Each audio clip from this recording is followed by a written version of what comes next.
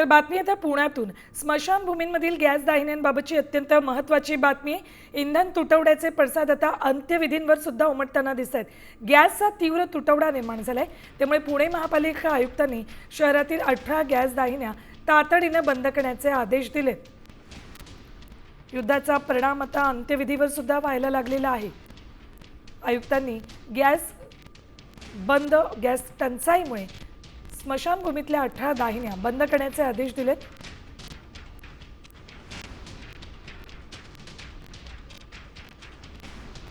युद्धामुळे पुण्यातील 18 गॅस दाहिन्या बंद करण्यात आल्यात.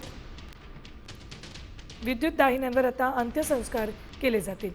वैकुंठ आणि कोरेगाव पार्कमधील दाहिन्या बंद केल्यात.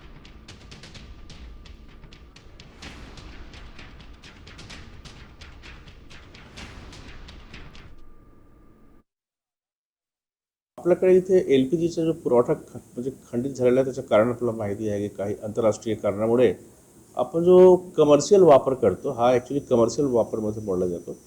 तर तिथे थोडासा इश्यूज तयार झालेला आहे. तर माझे एवढे सर्वांना विनंती आहे की याच्यामुळे काही फार जास्त त्रास आम्ही होऊ देणार नाही. प्रॉब्लेम कसा आहे की आपला जो ट्रेडिशनल सिस्टम आहे त्याचा पण वापर आता यावेळी करावाच लागेल. आणि हा जो LPGचा पुरवठा खंडित झाला त्याच्यामुळेच फार जास्त प्रॉब्लेम होईल असं नाही आहे. बाकी सिस्टम्सचा आपण वापर करू चांगल्या प्रकारे.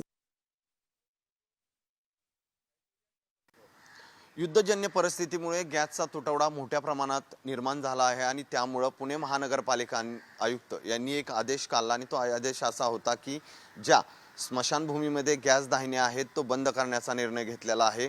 पुण्यातील नवी पेठ, कोरेगाव पार्क, भोपुडी, औंध या परिसरात अशा प्रकारच्या गॅस दाहिन्या आहेत. मी सध्या उभा आहे पुण्यातील नवी पेठ परिसरात असलेल्या स्मशानभूमीमध्ये, ज्या ठिकाणी या गॅस दाहिन्या ज्या आहेत त्या बंद करण्याचे आदेश जे आहेत ते पुणे महानगरपालिका आयुक्तांनी दिलेले आहेत.